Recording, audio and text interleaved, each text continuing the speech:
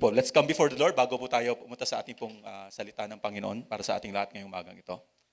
O Lord, O God, marami pong salamat sa pagpapaalala niyo po sa amin na wala po kayong katulad, Panginoon, sa aming mga buhay. Lord, that you are indeed magnificent and no one compares to you, nothing compares to you, O God. Not even this world could ever replace you in our lives, Lord. At marami pong salamat na sa aming pribilehiyo, Panginoon, na umawit po sa inyo at sumamba po sa inyo. Panginoon, hinihiling po namin sa pagkakataong ito na gamitin niyo po ang inyong salita upang kami po, O Diyos, ay ma-encourage. Upang kami po, Panginoon, ay lumalim pa sa aming pananampalataya po sa inyo. Sa pagkakakilala namin sa inyo, Panginoon, kami lumalim. At palalimin niyo rin po ako, Panginoon, ang pagkakilala namin sa aming mga sarili. Nang sa gayon, Panginoon, kami ay makatugon, Panginoon, that we will be able to respond to your word, O God, in a godly and sanctifying way, Lord. We bless you. I commit to you myself that you will help me in sharing your message, O God, this morning. I pray that you will indeed move in my heart and in my lips, Lord. Salamat po, Panginoon. And I pray that you will open the hearts of each and every one who were listening to this message, even sa aming pong kasama sa online, Panginoon. Marami pong salamat. All glory and praises be unto you. In Jesus' name we pray. Amen. Amen. Bago po tayo pumunta po sa ating message for this morning, paalala lang po namin na wala po kami this coming Sunday. Meron po tayong guest speaker, si Pastor Leo, who will be sharing the word. Pakipag-pray niyo rin po kami dahil po kami pupunta ng Japan, magbi-minister po kami doon next Sunday, doon po sa Fukui church po natin doon. Kasama po si Pastor Joe. At the following week naman po, may guest speaker pa rin po tayo na isa. So, pakipag-pray po natin na pagpapalain ng Panginoon yung mga darating po na ating pong Sundays dito po sa church. Sige po. Ang ating pong topic ngayon is entitled, God Empowers the Weak. Ang Panginoon, ang Diyos ay nagbibigay ng kalakasan sa mga mahihina. Kung maalala po natin nung last week, ang message po ni Pastor Mel is the 5 keys to multiplying favor. The favor of God. Naalala niyo po ba yun? Isa po sa mga points doon ay yung para natin makuha ang pabor ng Panginoon, dapat po tayong sumunod sa Kanya. Yung blessing ng Panginoon. Sumunod tayo sa Panginoong Jesus sa panawagan niya sa ating lahat. At kung alalahanin pa po natin yung mga nakalipas pang mga messages, ito po ay patungkol sa prayer. Okay. Naalala niyo po ba yung 3 levels of prayer? Ano po yung 3 levels of prayer na yun? Asking, seeking, and knocking. Nawa po ay napapractice na po natin to sa ating mga personal lives. Mga kapatid, mamaya po pala, meron po tayong communion. So let's pray our hearts as well sa ating pong pag-take ng communion later on. We want all to have the favor of God, hindi po ba? Sino dito ang ayaw makuha ang pabor ng Panginoon? Lahat po tayo probably gusto natin. Most likely, God's favor brings upon us spiritual and material blessings, hindi po ba? Pag tayo po ay sumusunod sa Panginoon, nararanasan po natin ang pabor niya. Tayo po ay pinagpapala ng Panginoon sa ating mga buhay bilang mananampalataya. At pati po yung mga material blessings natin, yung mga pangangailangan po natin, ipino-provide po ng Panginoon. Tama po ba? Amen. Okay. Naalala ko pa po yung isa pong nabanggit ni Pastor Mel na term, yung monergistic na term. Yung monergistic po is ang kaligtasan po natin, ang justification po natin ay gawa lang ng Diyos. Ngunit may isa pa pong term siyang shinare sa atin. Ano po yung term na yun? Synergistic. That we are partly responsible. Tayo po ay may responsibility sa ating pong paglago sa Panginoon, sa pagkilala natin po sa Panginoon. Okay. At sa pamamagitan po noon, sa ating pong pag-synergize, quote and quote, sa ating pong lakad, bilang mananampalataya, tayo po ay ibibigyan ng pabor ng ating Panginoon sa pamamagitan po ng ating pagsunod po sa Kanya. Ang question po mga kapatid, how do we obey? And by whose power can we obey God? kaninong kalakasan ang kailangan natin upang tayo ay makasunod sa Panginoon. Naalala ko po yung Isaiah chapter 55 verse 8. Ang sabi po doon ay, My thoughts are not your thoughts, neither are your ways my ways, declares the Lord. Sa Christian life po, meron pong mga paradoxes. No? Ang Panginoon, marami siyang iniwan na mga paradox sa ating pong lahat. No? Para po natin sundin o atin pong alalahanin parati. Ano po yung mga paradoxes na yon? Magbibigay po ko ng ilan. Ano? The last shall be first and the first shall be last. Paradox kasi baligtad, di ba? Kung gusto mong mauna ka, magpahuli ka. Yun po sinasabi ng paradox na yon. Ano pa po? Triumph through death. Meron bang nananalo sa pamamagitan ng kamatayan? Meron po. Actually, ang Panginoong Hesus, He died so that we will live. No? Ano pa po? We live by dying. Tayo mga Christian, paano tayo mabubuhay kay Kristo? Kailangan tayong mamatay sa sarili natin. Paradox na naman po, hindi po ba? Okay, we find rest under a yoke. The yoke of the Lord. Paano nangyari yun? May yoke na nga. Paano ka magkakaroon ng rest? So paradox na naman po, hindi po ba? We are exalted when we are humbled. Tayo po ay tataas ng Diyos kung tayo daw po ay magpapakumbaba. No? Paradox na naman. At lastly po siguro, hindi pa po, second to the last, we become wise by being fools for Christ's sake. No? Hindi tayo magiging matalino sa mundong ito. Ngunit tayo ay magiging fools sa pagsunod po natin sa Panginoon. At sa pamamagitan nun, tayo po ay magkakaroon ng wisdom. Godly wisdom. And finally, ito po yung pag-uusapan natin yung umagang ito. We are strong when we are weak. Paradox na nakabaligtaran. Paano nangyari yan, Brother M? Humina na nga ako tapos lalakas pa. Paano mangyayari ang magkakaroon ng kalakasan? Weakness is sometimes weakness is something the world does not celebrate or encourage. Hindi po ba? Siguro kung mag-a-apply ka ng trabaho, no? Hindi mo pwedeng sabihin doon sa nag-interview sa iyo yung weaknesses mo. Otherwise, hindi niyo katatanggapin sa trabaho, hindi po ba? Ikaw ay kung nanonood po kayo ng political landscape ngayon sa US, no? Si Donald Trump, si Harris, hindi nila aaminin sa crowd na yung mga kahinaan nila, hindi po ba? Otherwise, hindi sila iboboto ng mga tao. We find it hard sa ating pong personal lives, no? To admit to others our weaknesses, hindi po ba? The last thing that we would do is to share to others our weaknesses, yung mga struggles natin. Hindi natin i-admit 'yon. Lalong-lalo na siguro sa mga kalalakihan. Ano? On the other hand, okay, strength is very important. It's a very important aspect in the life of God's people. Yung kalakasan ng isang Kristiyano, very important yun. Kasi kailangan nating manalo sa ating mga daily battles, sa pamumuhay po natin bilang tagapagsunod po ng Panginoon.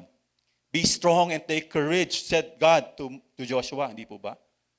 When they were about to conquer the promised land. Does God want His children to be strong? Gusto ba ng Diyos na kayo ay maging malakas? Amen, di po ba? Okay. Is a strong Christian self-reliant and self-willed? May quiz na tayo ngayon. No daw. No, okay. If we are to be strong, then is there a room for a Christian to boast of his achievements and abilities? Do we deal with challenges in the ways of the world? Kung may mga challenge tayo sa buhay natin, harapin ba natin yon sa pamamagitan ng pamamaraan ng mundong ito? O may ibang pamamaraan ang Diyos para sa ating lahat? Sa passage po natin ngayong umagang ito pang pag-uusapan natin. The ways of the world is not for God's children. Ang kapamaraanan ng Diyos, ang kapamaraanan ng mundong ito ay hindi kapamaraanan ng mga anak ng Diyos sa pagharap natin sa mga pagsubok po natin. Okay. Ang passage po natin ay kukunin natin sa 2 Corinthians chapter 12 verses 6 to 10. Basahin po natin ito ng sabay-sabay. Tayo pong lahat ito mayo, mga kapatid. Sige po, basahin po natin ito sabay-sabay. Okay, 1, 2, 3.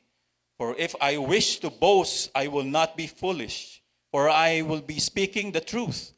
But I refrain from this, so that no one will credit me with more than he sees in me or hears from me. Because of the surpassing greatness of the revelations, for this reason, to keep me from exalting myself, there was given me a thorn in the flesh, a messenger of Satan to torment me, to keep me from exalting myself. Concerning this, I implored the Lord 3 times that it might leave me. And he has said to me, my grace is sufficient for you, for power is perfected in weakness. Most gladly, therefore, I will rather boast about my weaknesses, so that the power of Christ may dwell in me. Therefore, I am well content with weaknesses, with insults, with persecutions, with difficulties for Christ's sake. For when I am weak, then I am strong. Makakaupo na po tayo. Salamat po. So ito po yung ating pong outline po for this morning. The first main point is the challenge to boast of self. Ito po yung makikita natin sa verse 6. Second po, God's sovereignty in weakness. Verses 7, 8, and 9a. Number 3, boasting of weakness. Sa verse 9, yung second part.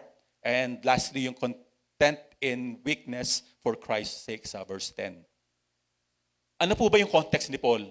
Bakit niya po naisulat itong mga bagay-bagay na ito? No?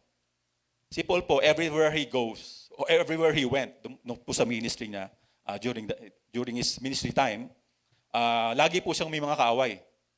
Actually, sinusundan po siya ng mga Jews, no? Yung mga kaaway ng Jews. Kahit saan siya magpunta. At yung mga Jews na yon, yung mga tinatawag sa kanila, Judaizers. No? Ang gusto ng mga Judaizers, yung mga believers na hindi mga Hudyo, gusto nilang magpatuloy sila. Sundin nila yung law of Moses. So nung naging Christian sila, they were saved by grace through faith in the Lord Jesus Christ. Ang gusto ng mga Judaizers na yon, sundin pa rin nila yung mga rituals nung past religion nila, no, yung mga Jews, no. At isa doon yung magpatuloy sila yung mga kalalakihan, no. So, yung mga Hudyo na yun, nakaaway ni Paul, sinisiraan si Paul doon sa church, sa mga churches. Lalo na dito sa Corinthians, sa Corinth church, no. Ang sinasabi nila si Paul, hindi siya legitimate na apostle. Okay, siya ay hindi kasama doon sa inner circle ng Panginoon, nung ang Panginoon ay nabubuhay pa. Kasi si Paul, hindi naman po siya kasama talaga during the ministry of the Lord. Na-convert lang siya after ng Pentecost. No? So, si Paul po ay nagkaroon ng challenge. Kino-question nila yung pagiging apostle ni Paul. Kino-question nila yung right niya to minister to them. Okay, but ironically, si Paul po ang nagtayo o nag-found ng church sa Corinth. No? Ganun na lang po kagrabe yung effect ng mga kaaway niya to the point na yung mga Christians mismo, pinagdududahan na yung legitimacy ng kanyang pagiging apostle. So, ang measurement nila sa mga pagiging apostle, yung eloquence in speaking, kung siya ay kasama sa inner circle ng Panginoon, nung time ng Panginoon ay nandito pa, yung boldness in proclaiming the message of God. So, yun po yung mga basihan nila, no? Kung sa galing, no? Gaano kagaling si Paul? Kung i-compare mo siya kay Apollos, kay Peter, gaano ba si Paul kagaling kumpara sa kanila, no? Ganun po yung basihan nila, no? So, ito po yung challenge ni Paul, no? So, si Paul mayroon siyang burden to legitimize, quote-unquote, yung kanya pong calling as an apostle. Makikita po natin doon sa first point po natin, the challenge to boast of self, no? So, si Paul mayroon siyang challenge.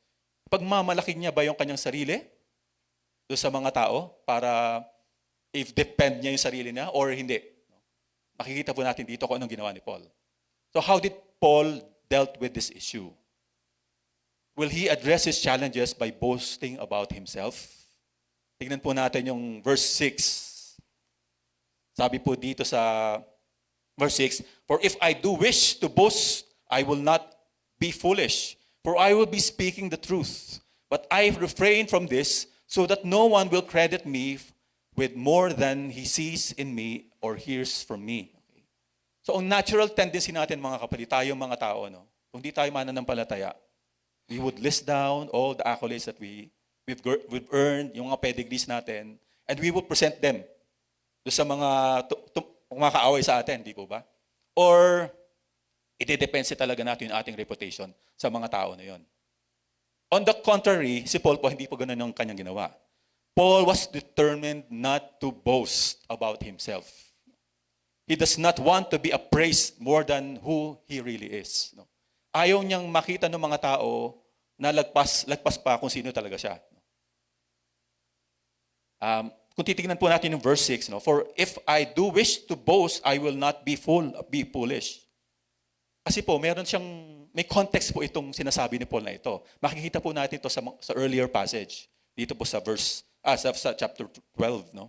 Sa verses 1 to 5, babasahin po natin itong sinasabi ni Paul. Ano ba yung pwede niyang ipagmalaki doon sa mga Corinthians na ito, no? Sa mga kapatiran niya. Sabi po dito sa verse 1, I must go on boasting, although there is nothing to be gained. I will go on to visions and revelations from the Lord. Okay, sinasabi ni Paul dito, magyayabang ako, pero wala akong mapawala, okay, sa aking pagyayabang. Wala akong magigain sa pagyayabang na ito, no? At ang sabi niya, sige, ang gagawin ko na lang, isasabihin ko kung ano yung natanggap ko sa Panginoon. Ito po sinasabi ni Paul dito. Ano po yun? Merong siyang vision na natanggap sa Panginoon. Ito po yung vision na nakita niya, no? Sabi po niya sa verse 2, I know a man in Christ who 14 years ago was caught up to the third heaven. Whether it was in the body or out of the body, I do not know. God knows. Okay, sabi ni Paul, meron itong kilalang tao. 14 years ago. At ito nangyari sa kanya. Nakapunta siya sa third heaven. Ano ba yung third heaven? Ito po yung abode ng Panginoon. Kung saan ang Diyos ay naninirahan o nakastay. So, hindi niya alam. Actually, kung siya ay nasa katawan ba nung nakita niya yon, or baka nagta-trance o kaya may vision lang o dream lang, no? Kaya nung nakita niya ang mga bagay na ito. And I know that this man, whether in the body or apart from the body, I do not know, but God knows, was caught up to paradise. No? Nakita niya yung paraiso. Kung saan tayo pupunta, no? And heard inexpressible things that no one is permitted to tell. So may narinig si Paul, may nakita siya doon sa paradise. At hindi niya hindi niya pwedeng sabihin yun kung kanino man. Pero kung titingnan po natin, si Paul po, he was referring to himself on the third person. Hindi niya sinabing ako itong nakakita na ito, no? Ayaw niyo kasi talagang ma-identify, no? Ayaw niyang ipagyabang yung mga nangyari na ito. I will boast about a man like that, but I will not boast about myself, except about my weaknesses. Okay, para sa nasabi ni Paul dito, may nakita akong mga kamanghamahang pangyayari, no? At yung mga bagay na yun, walang ibang sa mga apostles na nakakita noon. Ako lang. Pero sinabi ni Paul dito, kaya pakinggan niyo ako, yung ba sinabi ni Paul? Hindi po, no? Ang sinabi ni Paul ito, I will boast of my weaknesses. Paul's defense was not about him, but about visions and revelations that came from the Lord. He was reluctant to state his case. Ayaw niyang ma-identify siya doon sa tao na yan. Pero sinabi naman niya talaga na siya talaga yung tao na yan. Ano? He would not be a fool if he boasts about it, for the account actually happened. Sinasabi niya po doon sa first verse, no? Hindi, kung ipagyayabang niya, yung mga bagay na yon, hindi ito illegitimate. Kasi nangyari po talaga yung mga nakita niya. Nothing is gained in boasting. Para kay Pablo siguro, ang sinasabi niya, hindi makabubuti sa akin kung ipagyayabang ko ang mga nakita ko na yon. Bagkus, ang pagyayabang ko ay ang aking mga kahinaan. No? So kita po natin, hindi kaparaanan ng mundo ang ginamit ni Paul, ang ginawa ni Paul. Ang kaparaanan ng Panginoon, ang ipagmayabang ang kanyang kahinaan. No? While it may make sense to defend himself against his enemies by his great vision from God, he chose to boast about his weaknesses rather than what he experienced 14 years ago. As we have said, the ways of God is not our way. Thus, Paul, in a very peculiar way, boasts instead of his weaknesses. This is to set us an example na hindi po natin dapat sundin ang tawag ng ating mga sariling pag-iisip o common sense pagdating po sa bagay na ito. Naalala ko po yung in Philippians chapter 3, titignan po natin itong mga verses na ito. Ito po yung confession na naman ni Paul about himself.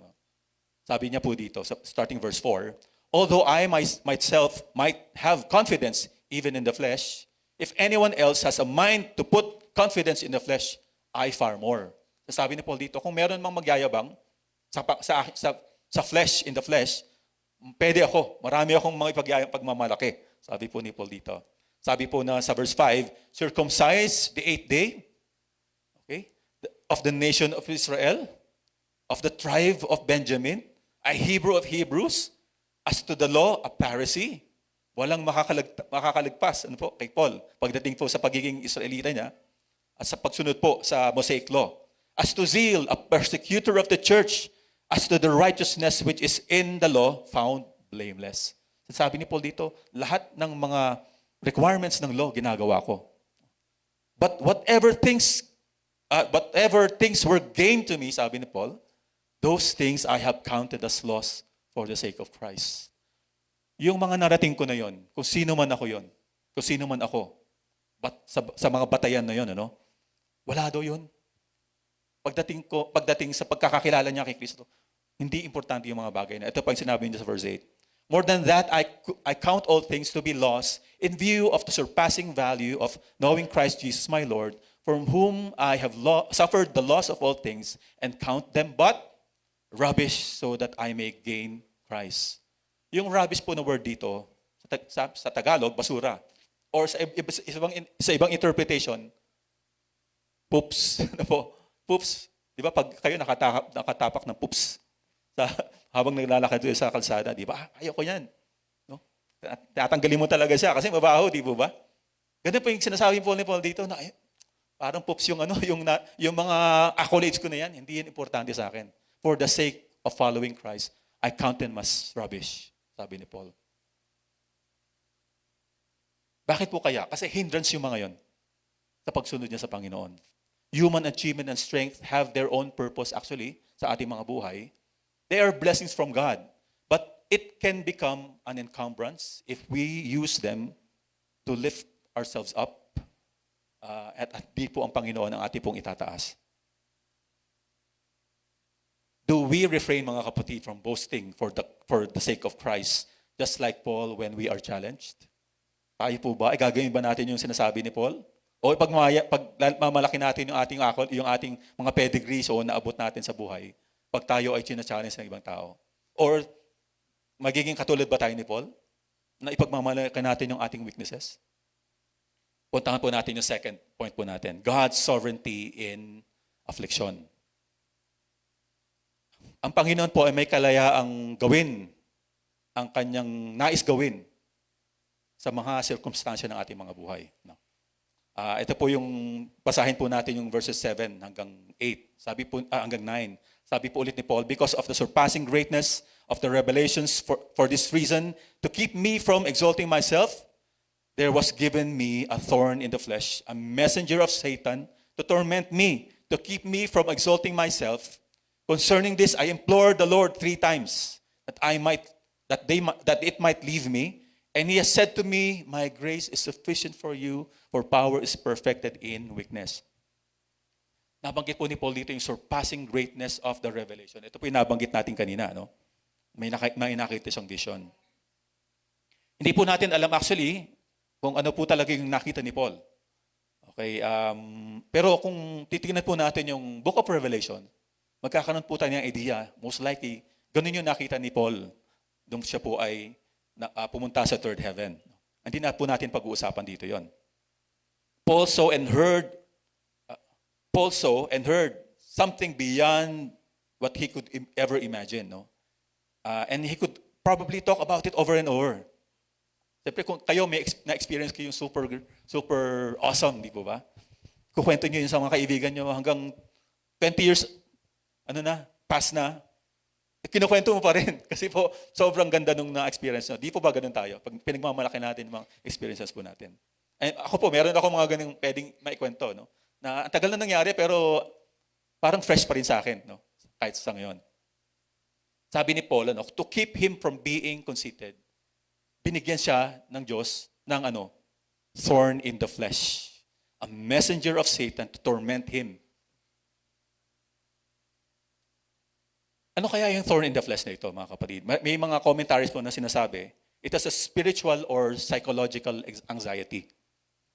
Because during the ministry of Paul, talagang sobrang daming niyang mga pinagdadaanan. No?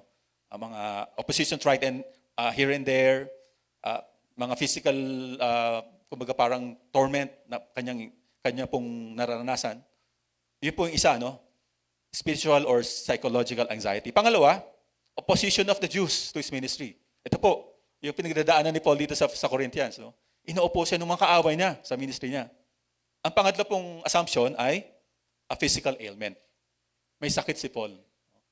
At ako po, I believe that ito po yung tinutukoy ni Paul dito. Meron siyang physical ailment.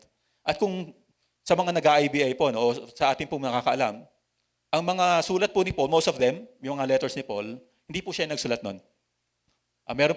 Usually meron siyang writer or scribe na sumusulat nung gusto niyang sabihin sa kanyang mga letters. At si Paul na lang yung nagsisignature o nagbibigay ng closing remark do sa pinakahuli. No? Bakit po? Kasi po, most likely si Paul po ay may karamdaman sa kanyang mga mata. Malabo yung kanyang mata, kaya hindi niya na kayang sumulat. So may physical ailments si Paul. At yun po yung sinasabi dito, yung thorn in the flesh. Assuming that this is really what he meant, no? Yung thorn in the flesh, yun po yung kanyang struggle. Meron po ba tayo dito mga physical ailments? Ako, meron akong hypertension. Meron siguro kayo ditong gout. Okay? Meron tayo ditong GERD. Okay? Marami, hindi ba? Pag tumatanda lalo na, no? May mga bata rin pala dito, may mga problema rin, no? So may physical ailment kayo. So pwedeng yan ang thorn in the flesh nyo, kapatid, di ba? Okay? A messenger of Satan daw, no? Ano kaya ibig sabihin noon, a messenger of Satan? Hinihinder niya yung advancement of the kingdom of God. Hinihinder niya yung pag-advance ng gospel sa ministry ni Paul. It brings Paul in the shadow of death as the gospel brings contempt to his enemies at pwede siyang patayin ng mga kaaway niya na yun. Meron siya mga assassination attempts. In one occasion, he almost died sa pagbugbog sa kanya. No? And he was beaten several times. At saka, nilatigo. 49 ba yun? 39. 39 times, 3 beses, nilatigo siya. Ganun na lang po yung karanasan ni Paul. No? At meron siyang physical ailment. God allowed this to happen for a purpose. Though Satan may use it to torment him, it worked for Paul for his good. Nakabuti sa kanya actually yung physical ailment. Paul prayed in Jesus' name 3 times that the thorn might be removed. Pero ano pong sagot ng Lord?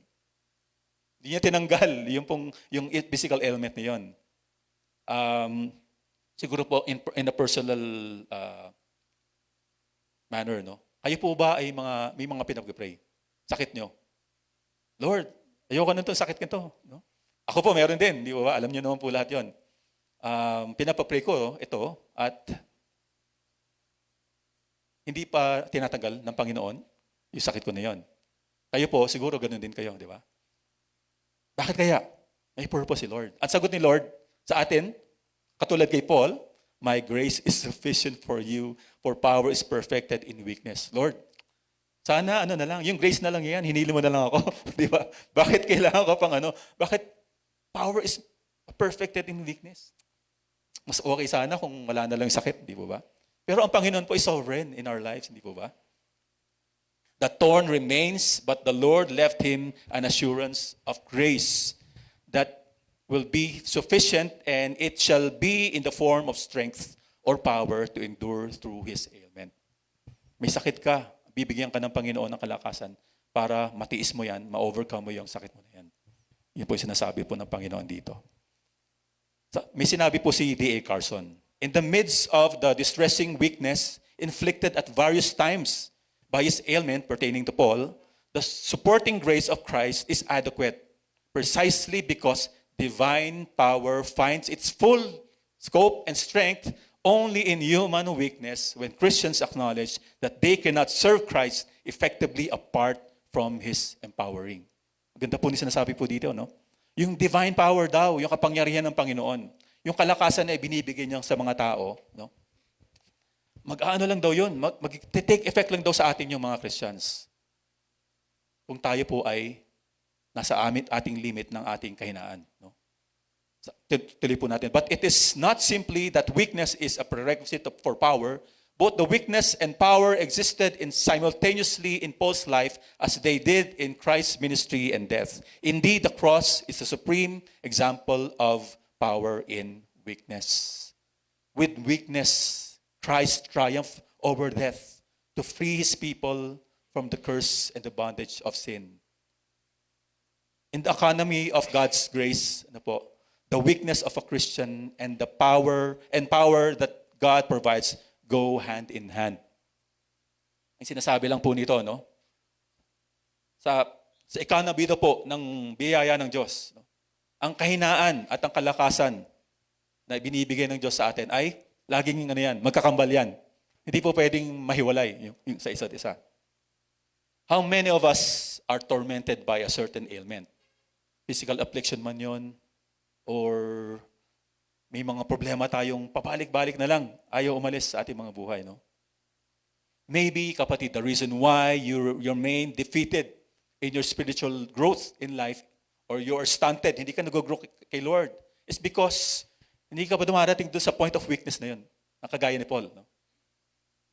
That is the only way the grace of God can move in your life. Kung tayo po ay magpapakababa at aminin natin mong kahinaan. Cease striving and know that He is God. Sabi po sa Psalm 46 verse 10. Come to Him in humility, surrender in prayer. A Christian's act of humility and weakness is when he starts to pray and when he starts to seek God. On the contrary, a person who doesn't pray relies on himself. Mga kapatid, malalaman mo kung ang tingin mo sa sarili mo ay malakas ka. Sa pamamagitan ng pananalangin. Kung hindi ka nananalangin kay Lord, ibig sabihin niya, you're relying on yourself. Amen? Amen. Kasi po, hinaharness natin yung kapangyarihan ng Panginoon sa ating buhay sa pamamagitan ng panalangin. At hinihingi natin ito sa Kanya. With weakness comes great power. Parang Spider-Man, di ba? Okay, with weakness comes great power. Sa kahinaan natin, ang kadakilaan ng kapangyarihang Diyos ay madadama po natin, mararanasan po natin. Punta na po tayo sa pangatlo pong point natin. Boasting of weakness.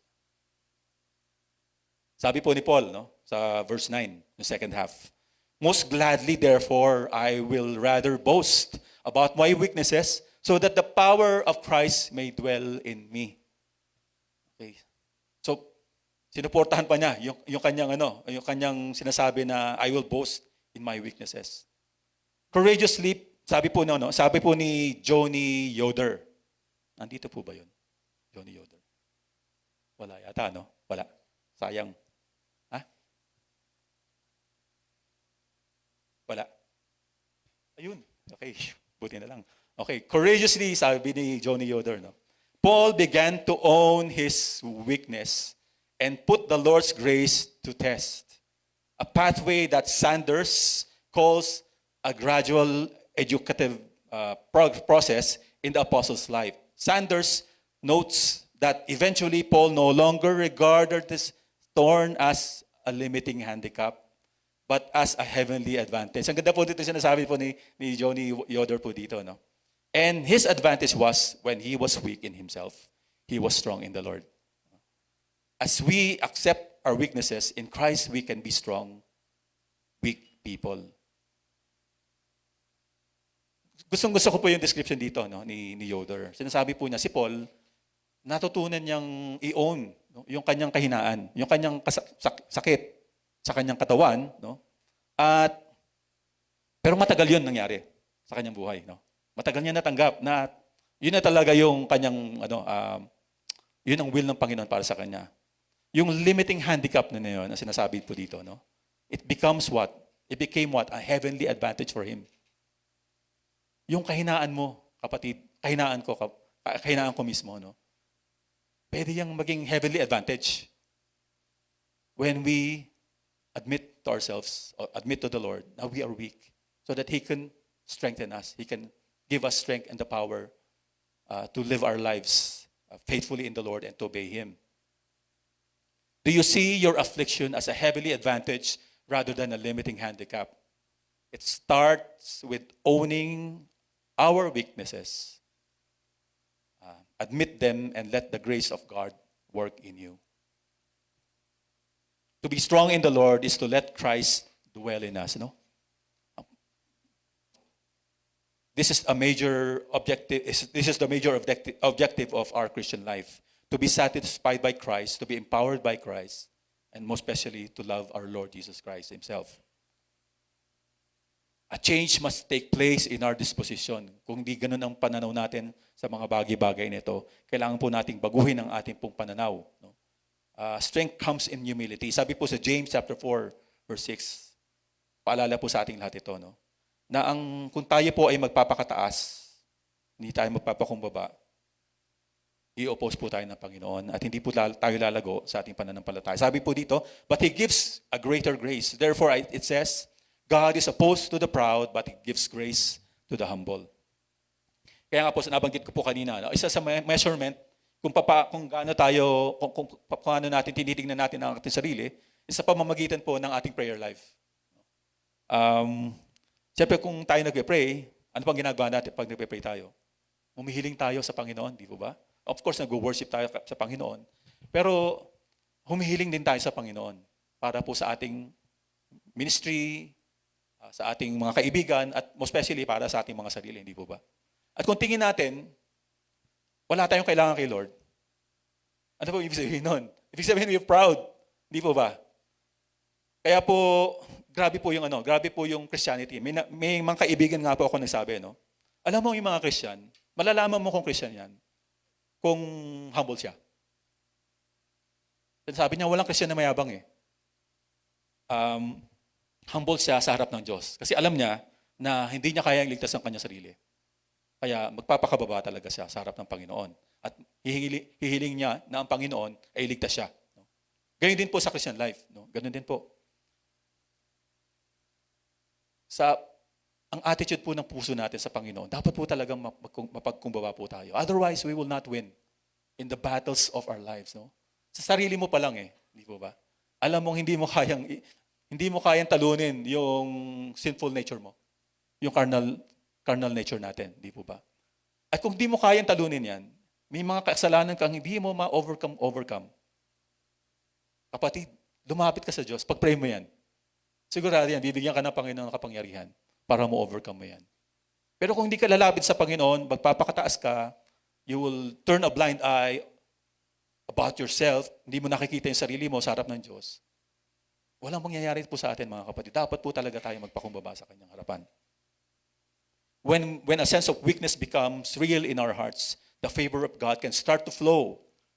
Our inability becomes God's opportunity to show us His care and kindness. Amen? Sabi po sa 1 Peter chapter 5, ang ganda po nitong, tsaka, inom lang po ako saglit. Sabi po dito ng Panginoon sa ating lahat, no? Therefore, humble yourselves under the mighty hand of God, that He may exalt you at the proper time. Magpakumbaba daw tayo sa harap ng Panginoon at siya daw po ang magpo-promote sa atin. No? Tapos, sabi po sa verse 7, casting all your anxiety on Him because He cares for you. Hindi natin maranasan, mga kapatid, ang pagmamalasakit ng Diyos sa atin. Kung hindi po tayo magpapakumbaba at lalapit po sa Kanya at magtitiwala na siya ay nagmamalasakit sa atin. Amen? Hindi tayo lalapit sa Panginoon. Hindi po ba? Kung talagang kaya nating basuhin yung mga bagay-bagay na dapat nating sinusuko na sa ating Panginoon. So, grabe po itong humility. No? Being weak in the eyes of God, before God, is very, very important for us. That until we learn, no? Hanggang hindi po natin natututunan ito, hindi po tayo mananalo, hindi po tayo pagpapalain ng Panginoon ng kanyang kapangyarihan sa ating mga buhay.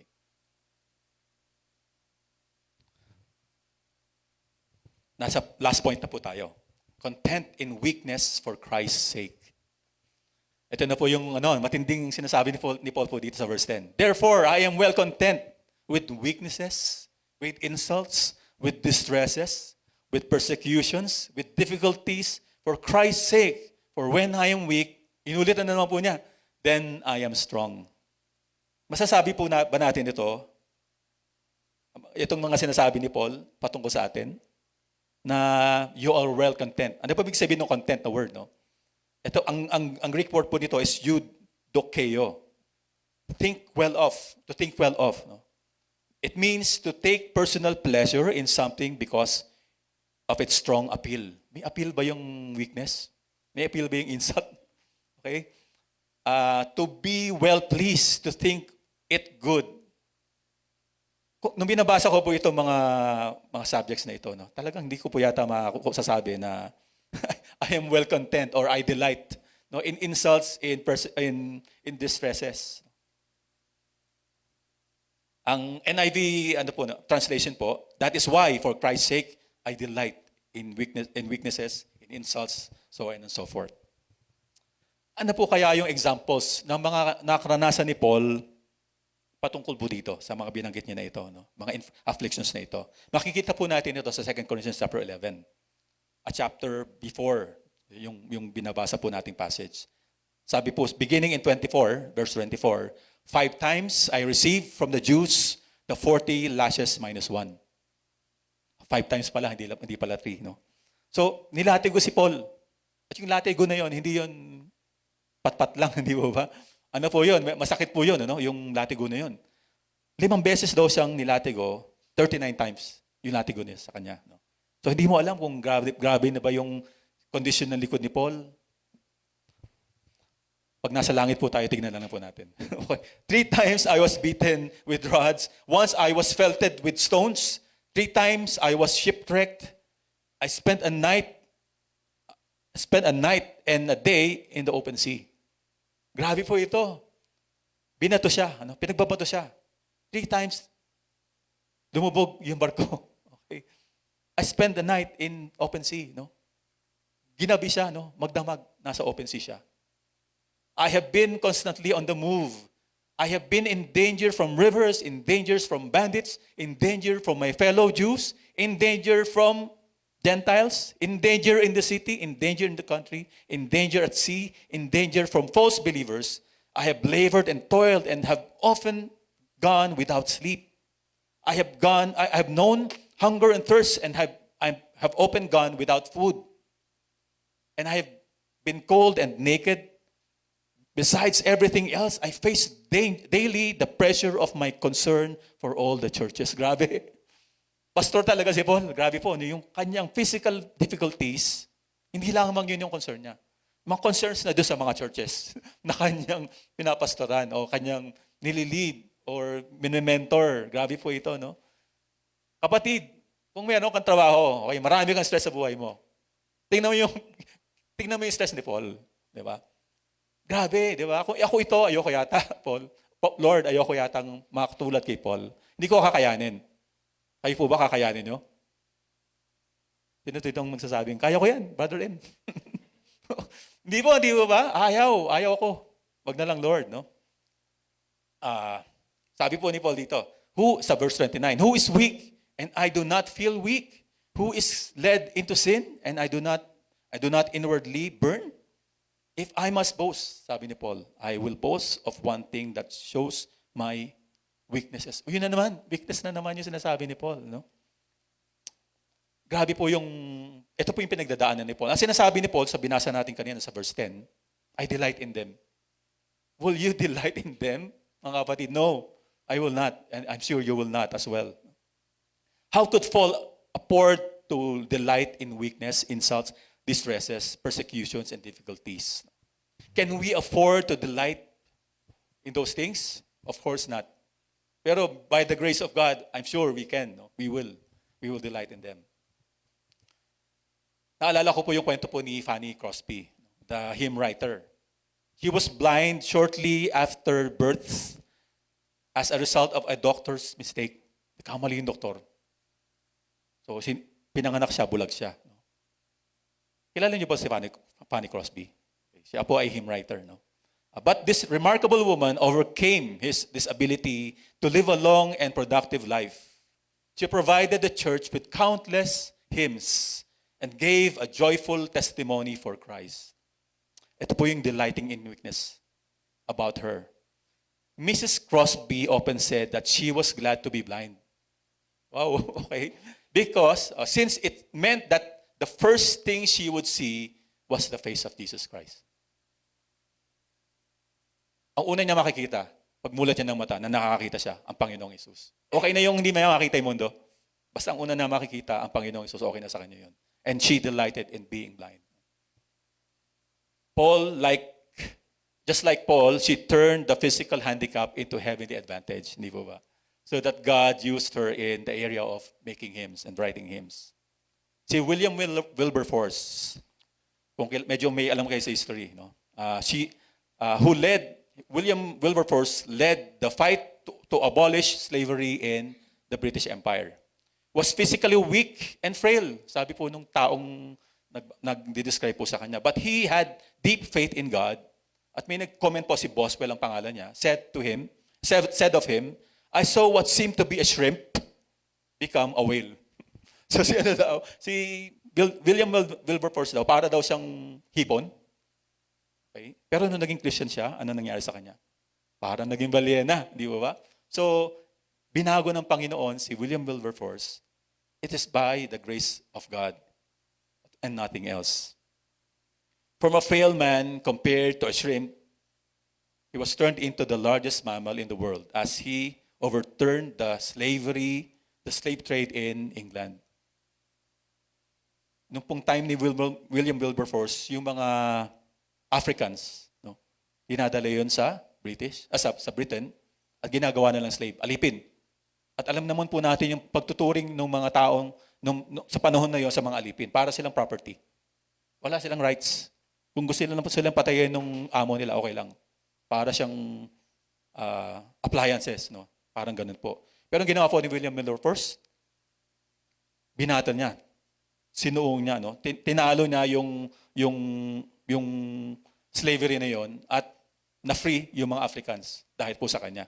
Yun po ang legacy ni William Wilberforce sa Christianity at sa Great Britain. May sinabi po si Martin Luther. Christ's kingdom grows through tribulations and declines in terms of peace, ease, and luxury. No? So yung kaharian daw ng Diyos, ay ano daw yan? Nag-grow lang na daw yan kung may pinagdadaanin yung church. Alam niyo po yung church, kung babasahin niyo po yung church history, talaga pong ang dami nang nangyari. At kung titignan niyo, kung sumuko na sila, yung mga Christians before, wala na po yung church ngayon. Pero po hindi the more you persecute the church, the more the church lives. Amen? Grabe po yung sinasabi nga po ng ibang mga missionaries, yung fuel sa pag-grow ng church, ng missions, yung persecution. Kahit kontrahin mo yung church, hindi yan titigil, lalong lalago yan. Ganun po yung sinasabi po ni Martin Luther dito. At ganun din po tayo mga kapatid. No? Yung mga nangyayari sa ating buhay, afflictions natin sa buhay natin, trials sa buhay natin, hindi po yun para sumuko tayo. Ang purpose po na para lumugo tayo sa Panginoon at magpatuloy tayo sa Panginoon, lumakas tayo bilang mga Kristiyano. Amen? Naalala ko po yung sinasabi po ni James, chapter 1. Consider it pure joy, my brothers and sisters, whenever you face trials of many kinds. Because you know that the testing of your faith produces perseverance. Okay. So yung testing daw po natin, nagpo-produce daw po yan ang perseverance sa ating mga puso.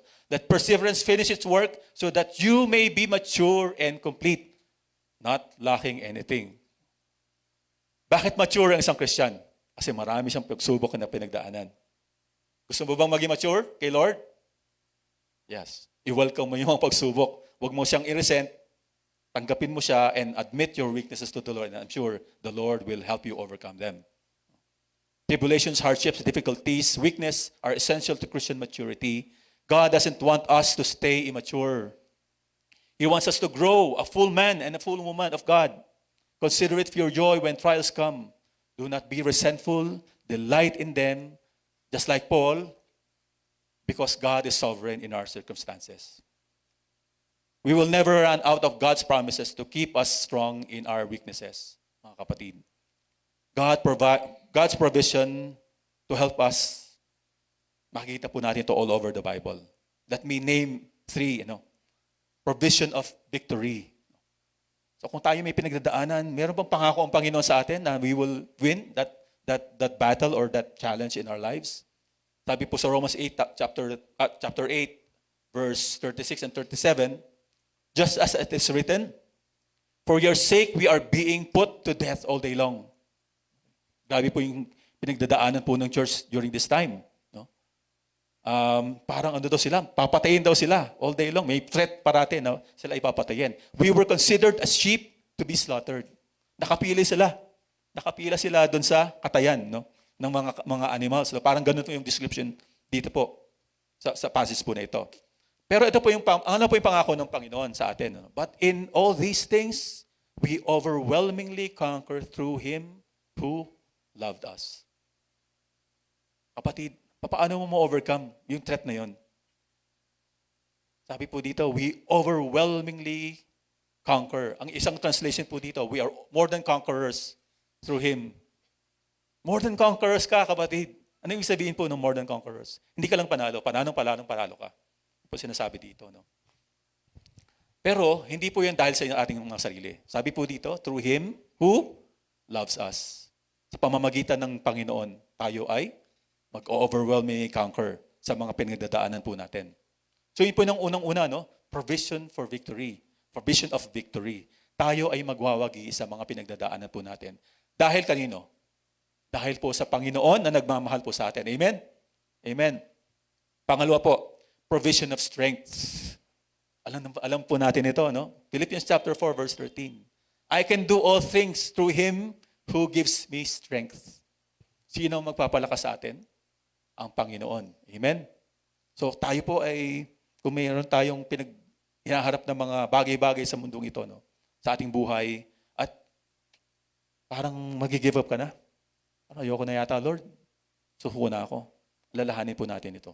I can do all things through Him who gives me strength. Bibigyan ka ng Lord ng strength. Provision in prayer. Ito, napakaganda rin po nito. Philippians chapter 4, verses 4 to 7. Sabi ni Paul, rejoice in the Lord always. Again, I will say it again, rejoice. Let your gentleness be evident to all. The Lord is near. Do not be anxious about anything, but in every situation, by prayer and petition, with thanksgiving, present your requests to God, and the peace of God, which transcends all understanding, will guard your heart and your minds in Christ Jesus. Okay. So, bakit sinabi ni Paul na mag-rejoice? Kasi may pinagdadaanan sila. Pero ito po yung napakagandang sinabi po ni Paul sa verse 6, no? Do not be anxious about anything. Ano ba yung anxiety? Nag-worry ka, no? Ang dami mong naiisip, no? Mga bagay-bagay na negative na parang kung titignan mo yung kung ano mangyayari, madidepress ka talaga. In every situation, kung dumadaan ka sa mga ganong mga bagay-bagay, by prayer and petition, mag-pray ka kay Lord at mag-request ka sa Panginoon. With thanksgiving, present your request to God. I-present mo sa Panginoon yung mga worries mo na yan. Yung nagbibigay sa iyo ng anxieties na yan. Ano mangyayari sa iyo? Sabi po sa verse 7, mangyayari sa atin, and the peace of God, which transcends all understanding, will guard your hearts and your minds in Christ Jesus. Sinabi po ba dito mga kapatid na i-deliver ka? Doon sa mga pagsubok na yan? Hindi. Actually, hindi. Di po ba? Kung titignan po natin ito, and the peace of God, marami kang anxiety, pero bibigyan ka ng Panginoon ng kapayapaan sa puso mo at sa isipan mo. No? At yun po ang napakaganda po dito. No? May mga pagkakataon sa ating mga buhay, hindi po ba? Sobrang overwhelming yung pinagdadaanan natin. At gaya nung nangyari kay Paul. Sinagot ba ni Paul? Sinagot ba ng Panginoon? Natanggalin ng Panginoon yung ailment ni Paul? Hindi naman po, di po ba? Hindi niya tinanggal. At marahil may connection po ito dito sa sinasabi ni Paul doon po sa passage po natin sa Corinthians. And the peace of God. Nung sinabi ni Lord sa kanya na, my grace is sufficient for you. Siguro si Paul, okay na Lord. Okay. The peace of God, yan ang kailangan ko sa puso ko. Tapos, which transcends all understanding. Hindi mo maintindihan, no? Ang laki ng problema mo, pero nakakangiti ka pa rin. Hindi ko alam po kung anong pinagdadaanan nyo, mga kapatid. Naalala ko po yung isang song na, "With Christ in my vessel, I can smile at the storm." Bumabagyo man yan. Signal number 5 man yan. No? Kung kasama mo si Kristo, may kapayapaan ka sa puso mo. Amen? Amen. Napakaganda po nitong verse na ito. Pero kailangan talaga nating mag-pray. Yun po siguro yung key dito. Let's come before the Lord and pray. Present natin sa Panginoon ang ating pinagdadaanan. The strength that God provides come in full force when a believer has literally nothing to stand on except on the provisions of God. Ang ganda po nito. Nandito po yata yun. Joel, wala ba dyan? So ulitin ko po. The strength that God provides come in full force when a believer has literally nothing to stand on except on the provisions of God. Ayun. Okay. So yung kalakasan daw po ng Panginoon, mangyayari lang yan sa ating mga buhay. Magkakaroon lang ng benefit sa atin yan. Okay. Kung tayo pong mga mananampalataya, ay wala na talaga panghahawakan sa mundong ito. Wala na tayong panghahawakan about ourselves. At tayo ay magdidepende lamang fully on the provisions that God will give us. Paul's ultimate desire is to experience Christ more. Ito po siguro yung talagang gusto ni Pablo. Ma-experience niya talaga ang Panginoon sa mga pinagdadaanan niya.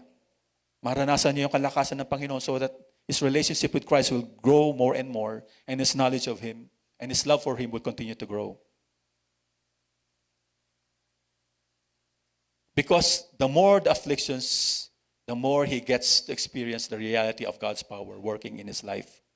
Power in terms of spiritual strength, comfort, salvation, power in prayer. His affection for Christ outweighs his affliction. Ito po yung sinasabi ko po about Paul. The more afflictions, the more he gets closer with God in prayer, in trust, and dependence. The more afflictions, the more he becomes like our Lord Jesus Christ. This is the reason why Paul is well content in affliction. For Paul, to live is Christ, to die is gain. No? Wala pong ibang purpose na makita si Paul sa kanyang pamumuhay, kundi ang Panginoong Hesus lamang. He was willing to suffer so that he might experience God's power, and by doing so, he might gain Christ even more. Kung meron po tayong mga darating na problema, let them come. Hindi mo sinasabi natin, invite mo yung mga problema, hindi po ba? Pero pag dumating yan, di po ba? I am content to be strong in the Lord in whatever circumstance that may come my way. Amen? Kung ano man yung darating sa akin, I am content to be strong in the Lord. To be weak in Christ. To be weak in how I gauge myself so that the power of Christ may dwell in me. Ano po yung tinuturo ng passage na ito para mas maalala po natin ng gusto? Dalawang words po ito. No? Ang unang word po is weakness. Ito pong weakness, ito po ang ating responsibility. Ito po ang ating response. No? Ang attitude ng heart po natin. At sa binasa po natin kanina, ang weakness po ni Paul was physical. We might have a physical ailment just like Paul. Arthritis, muscle spasm, araw-araw na lang masakit ang likod mo. Okay? But unless we have an attitude of weakness, kahit pa ganong kalala yung sakit mo, kapatid, no? Kung yung attitude mo ay hindi ka mahina sa harapan ng Panginoon, hindi mo pa rin ma-experience ang kapangyarihan ng Diyos sa atin. We will not be able to experience the power of God. Our prayer should be, Lord, gamitin niyo po ang sakit ko at limitasyon kong ito upang makita ko po na kailangan ko po kayo. No? At inyong makita ko rin po ang kapangyarihan niyo sa aking buhay. Amen? Kailangan po nating dumating sa point na ito, mga kapatid. Only by having this attitude can our physical limitation become a heavenly advantage for us. We will not experience His power to work in us until we come to a point of total surrender and dependence on Christ. God opposes the proud, but He gives grace to the humble. Yan po na ba? Nakita natin sa James. No? To win our battle as Christians, we need to be weak before God so that He can fight our battles for us. Ngayon, mga kapatid, if we are weak by our circumstances, ang dami pong pinagdadaanan, you feel hopeless. Hindi mo makita yung sarili mo na you will last until next year. Walang ka ng trabaho, wala ka pa makita ng trabaho, Or magte-take ka ng board exam, paano kung mag-fail ako? Yung mga ganun. Siguro po dito, meron po tayo dito mga mga board exam takers, no? Ngayong November yun, mga kapatid, di ba? Ngayong November, pray po natin sila. We sometimes overanalyze, di ba? Kung tayo po ay mapag-isip, kung saan papunta yung isip natin, no? Take ako ng board exam, baka hindi ako pumasa, di ba? Mga ganon, di ba? Pero, andyan po ang Panginoon eh. He's going to help you. Bakit pa tayo may Lord kung di naman kayo mananampalataya at tutulungan ng Panginoon? Okay, kung meron po tayong circumstances na gano'n, parang hindi ko yata kakayanin yung pressure ng buhay. No? The same attitude po mga kapatid, the same attitude of weakness. Weakness is key. To put your trust entirely upon Christ and the Holy Spirit who will give you the strength that you will ever need. There is never a situation where God cannot work in you and in your circumstances to save you. Wala kang pagdadaanan, hindi kayang kumilos ang Panginoon sa circumstance mo. Our afflictions are meant to bring us closer to the Lord. These are opportunities for God's work, for God to work in us so that we will be able to overcome. At gaya po na sinabi nga sa 1 Peter chapter 5 verse 17, we should cast our anxieties to the Lord, for He cares for us. Kapatid, may malasakit ang Diyos sa atin. Ang hinihintay lang niya, lumapit ka sa Kanya. We can only experience His loving care if we will lay down our troubles before the Lord. Yun po yung unang word, weakness. Yung pangalawang keyword naman po ay power. Ito pong power ay hindi po natin to role na empower natin ang sarili. Just as we've seen sa ating pong message this morning, power comes from God. Sabi po sa Ephesians chapter 1 verse 19, the same power that raised Christ from the dead works in us. Kung ano daw po yung kapangyarihan na nagbuhay sa Panginoon nung siya ay namatay, yun din po ang kapangyarihan na nasa atin. Imagine niyo po yung power na yun, mga kapatid. We can only understand so little of that power. No? Pero ito po ang pangako ng Panginoon sa atin. Binigyan tayo ng kapangyarihan ng Panginoon sa buhay po natin na ito. At kaya niyang bumuhay ng patay, actually, sinasabi po dito. No? Pero hindi ko naman sinasabi na pumunta po sa kanto, pag may namamatay na, bubuhayin yung patay. Ang sinasabi ko lang po, yung kapangyarihan na yon, bibigyan niya tayo ng kalakasan sa ating mga pinagdadaanan sa ating mga buhay. Ephesians chapter 3, verse 20. Hindi na po nakalagay ito dito. Now to Him who is able to immeasurably more than, now to Him who is able to do immeasurably more than all we ask or imagine, according to His power that is work within us. No? Ang ganda po nito. Hindi daw po natin ma-imagine kung ano yung kayang gawin ng Panginoon sa ating mga sitwasyon sa buhay. Romans 8:32. He who did not spare His own Son, but gave Him up for all of us, how will He not also, along with Him, graciously give us all things? Kung ang Diyos daw po, ibinigay niya ang Panginoong Hesus para sa ating lahat, para mamatay sa ating lahat. Hindi ba ibibigay ng Diyos sa atin yung mga pangangailangan natin sa buhay natin? Bibigay niya yon. Kasi nga, hindi nga matiis ang Panginoong Hesus mismo ang binigay niya para sa ating lahat. Hindi siya magdadamot para sa atin. Yun po ang sinasabi po dito mga kapatid. Naalala ko po yung isang old song. Ang title po ng song, He Will Carry You. No? Sabi po dito sa lyrics nito, there is no problem too big, God cannot solve it. There is no mountain too tall, He cannot move it. There is no storm too dark, God cannot calm it. There is no sorrow too deep, He cannot soothe it. If He carried the weight of the world upon His shoulders, I know, my brothers or sisters, that He will carry you. He said unto me, those who are weary, He said, come unto me, those who are weary, and I will give you rest. Ang ganda po, no? If He carried the weight of the world upon His shoulders, si Lord Jesus Christ po ito, I'm sure, mga kapatid, He will carry you. Kung ano man po pinagdadaanan natin. So what must we do, mga kapatid, in closing? Ano bang dapat kong gawin? Ano pong dapat natin gawin? Number 1 po, believe. Maniwala ka, manampalataya ka, that His grace is sufficient for you.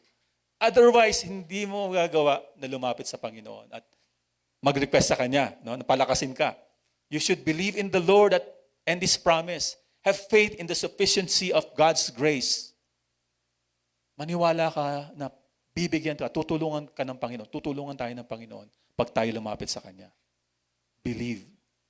Naalala ko po, may isa po akong na-encounter na tao na parang ano siya, para siyang, kung titignan niya yung sarili niya, hindi niya makita na magtutuloy-tuloy siya sa kanyang Christian life. No?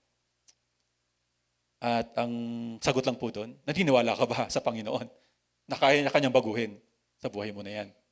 Kasi kung hindi ka niniwala, hindi ka talaga makapagtuloy. So, number 1, maniwala po tayo sa ating Panginoon. Manampalataya po tayo sa Kanya. Number 2, is to pray. No? Naalala ko po isang kanta, oh, what needless pain we bear because we don't come to God in prayer. Yung dinadaanan mong mga sakit na yan sa puso mo, frustrations sa puso mo na yan, hindi mo naman talaga kailangang dalhin yan eh. Mag-pray ka lang sa Panginoon. And the peace of God that surpasses all understanding will guard your heart and your mind in Christ Jesus. And with God, there's nothing impossible. Amen? Wala pong imposible sa ating Panginoon. At kaya niyang tulungan ikaw sa situation mo, no matter how desperate your situation is. Pangatlo po, seek the Lord. No? Seek God sa pamamagitan po ng pagbabasa po ng Biblia. No? Let's grow in the knowledge of Christ. No? Let's grow in the knowledge of God. It is God's grace from beginning to end. Salvation is by grace and also our being strong in the Lord. Biyaya po ng Panginoon lahat po ng ito. The strength that God provides come in full force when a believer has literally nothing to stand on except on the provisions of God. Nabanggit ko na po ito kanina. We need to die to any form of strength within so that the Holy Spirit's power could work in us. Ano po yung mga dapat nating i-let go dyan? Yung pride natin. No? Self-reliance.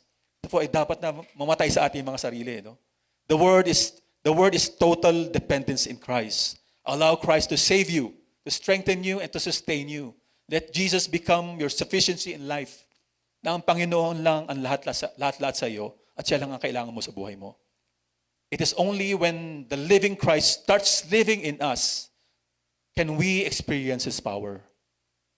This power not only strengthens us spiritually but physically, but it also strengthens our bond with Christ so that we can grow in Christ in the knowledge of Him and be intimate with the Lord Jesus Christ.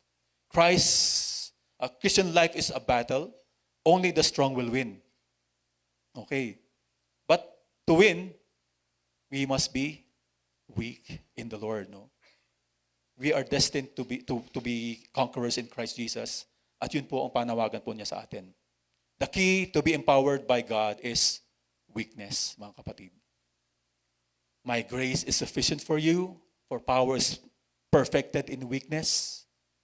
Therefore, I am well content with weaknesses, with insults, with distresses, with persecutions, with difficulties, for Christ's sake. For when I am weak, then I am strong. Finally, sabi po sa Ephesians chapter 6 verse 10, be strong in the Lord and in the strength of His might. Tayo pong lahat ay tumoy po sa ating mga kinalalagyan. We will be closing in prayer and after this, tatawagin po si Brother Sam para po tayo ay mag-communion. Let's come before the Lord. O aming amang nasa langit, kami po, Panginoon, ay lumalapit po sa inyo sa pagkakataong ito. Tunay nga, Panginoon, ang mensahe niyo sa amin ay totoo. Tunay nga, Panginoon, na kami po ay maraming challenges sa aming mga buhay. Hindi ko po mabilang, Panginoon. Hindi po namin mabilang kung ano-ano mga kinakaharap ko po namin, Panginoon, sa buhay na ito. Ngunit, Panginoon, salamat po sa paalala niyo po sa amin. Na kung ano man po ang kaming kinalalagyan, ano mo katatayuan namin ngayon, may mga physical ailments man kami, Panginoon, may mga afflictions man kami, mayroon kami mga distresses sa buhay namin.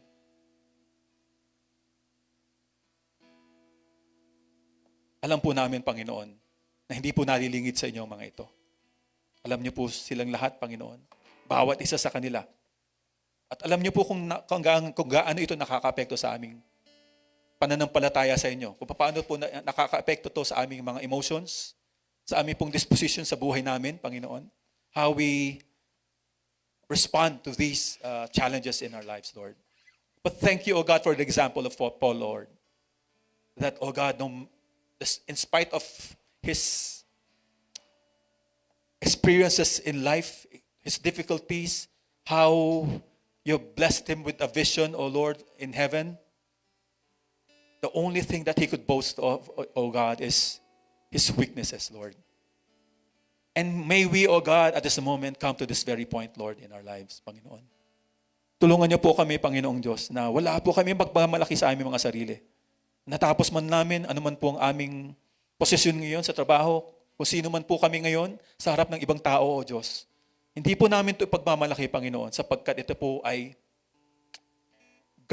rubbish lamang, Panginoon, gaya po ni Paul. At ang nais lamang namin ipagmalaki, Panginoon, ay ang aming mga kahinaan.